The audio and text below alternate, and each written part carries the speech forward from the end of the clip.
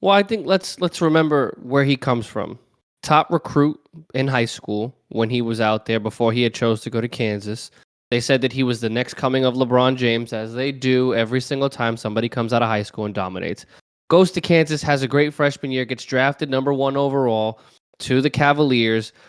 LeBron James is looking to come back. They trade Andrew Wiggins to get Kevin Love, and we all know the history from there. Andrew Wiggins wins Rookie of the Year, and from then on out, people start to consider him a bust to a certain extent. Now, the first 2 years after he wins Rookie of the Year, not so much because he averaged 20 points a game, then 23. Then his career kind of went on a little bit of an up and down spiral, but Minnesota was not getting to the playoffs. Minnesota was not winning. Minnesota was not doing anything of relevance, even when they added the addition of Karl Anthony Towns. So now you're looking at it and you're saying, well, he didn't really do anything in Minnesota. He had the whole embarrassment process when Jimmy Butler beat him and Karl Anthony Towns with the third string starters. They had had multiple head coaches. They were consistently in the lottery. And he just had that narrative of, well, this first round pick wasn't able to do it, or this first overall pick wasn't able to do it. And I think that needs to stop.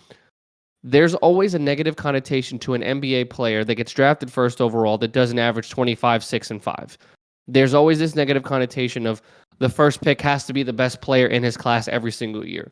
We all know that that's not the case. We all know that the amount of pressure for these kids coming out of, well, what used to be high school, and now people aren't even going to college anymore. They're doing an NBL or whatever the hell the overseas situation is. The point of what I'm getting at is Andrew Wiggins' situation in Minnesota was not ideal. He was the number one scorer for a long time. Then Cat took that. Then he had to be the number two. Then Jimmy got there and he had to take a third step back. He was consistently being changed in terms of his role. He was always a solid rebounder. He was always a good defender. But then when he was traded to Golden State, everybody says it was a horrible decision. Everybody says that this was just a terrible trade. How dare you get rid of D'Angelo Russell? He's going to be, the next Splash brother alongside Clay and Steph. How could you trade for somebody that can't shoot? How could you trade for somebody that isn't mentally strong enough to compete with the championship pedigree that Golden State has?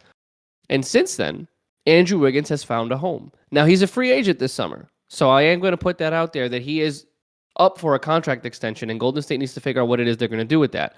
I think he made about $31 or $32 million this season because of the contract that Golden State inherited from Minnesota. Andrew Wiggins is not a max player anymore. I don't think that you pay him anywhere near that money because Andrew's not putting up the numbers that he was in Minnesota. Since he's gotten to Golden State, his percentages have all gone down in terms of not efficiency, but in terms of total points scored. But he has stepped up in a lot of other ways. He is the replacement of Andre Iguodala. He can hit the open three. He can guard one of the best players on the other side of the ball. He can hit the mid-range jump shot. He can finish at the rim. He's athletic. He can rebound. And he even showed some some moments and like some glimpses that he can pass.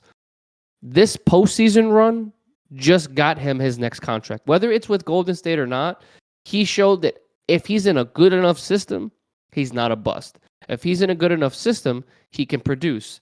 He's not going to give you 25, 6, and 5. He's not going to go out there and give you 30 in a night. I mean, there might be a game where he's just feeling it. But when he plays in a role player position to where he knows specifically, I don't have to make this shot. I don't have to make it after the next person. If I'm open, I'll take it.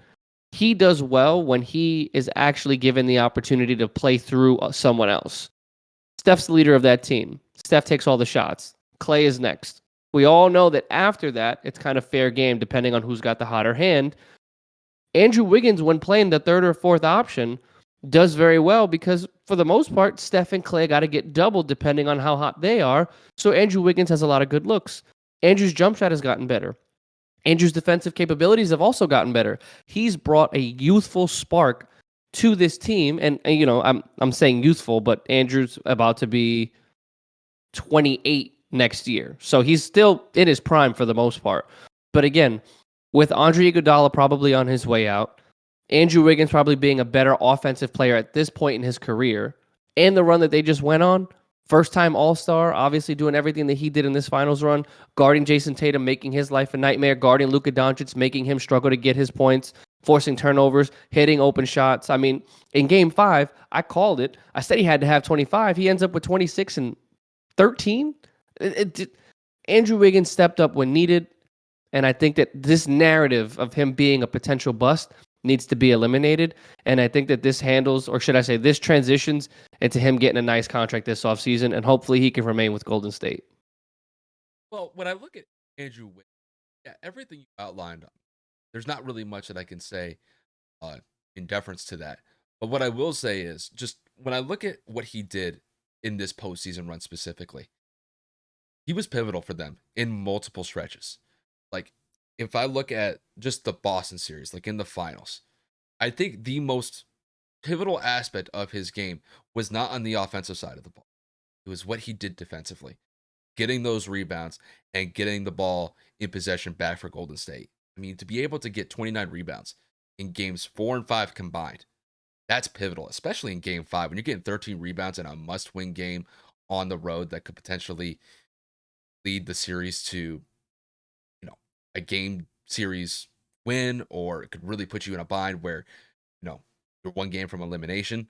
He stepped up when Golden State needed to, and he proved it once again in game 6 by, going out there and scoring 18 points and knocking down some big buckets when Golden State needed him to.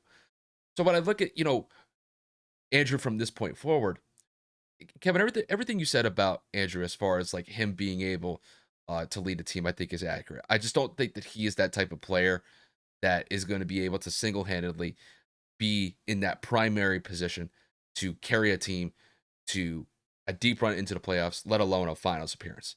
That doesn't mean that he can't be effective. And Golden State found ways to find a useful role for him. And he showed not only Golden State, but he proved it to me that he can go out and be a viable contributor for a championship contending team like Golden State.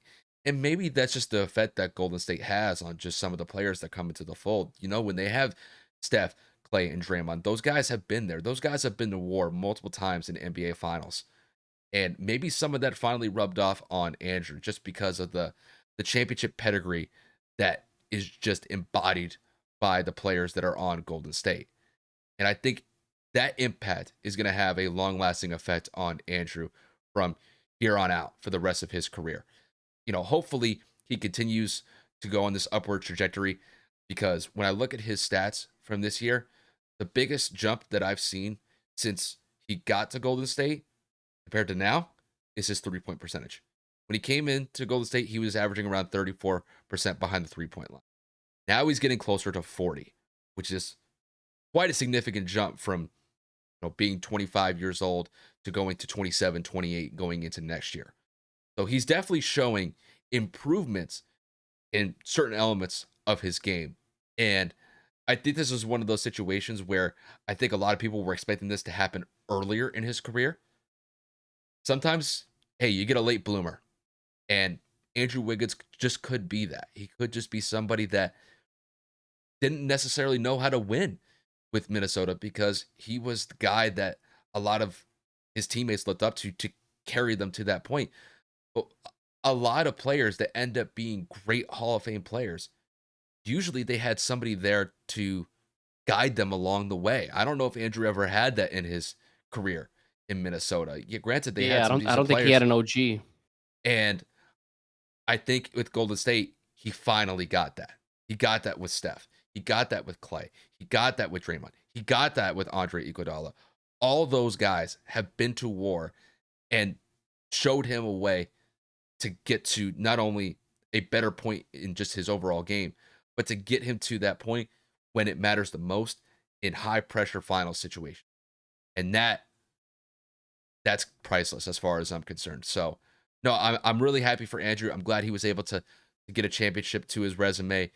I think it's going to serve him well going into some contract negotiations very soon. Hopefully, it works out for him.